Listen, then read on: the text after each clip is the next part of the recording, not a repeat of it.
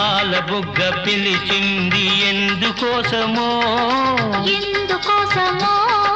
బయట కొంగు కులికింది ఎవరి కోసమో ఎవరి కోసమో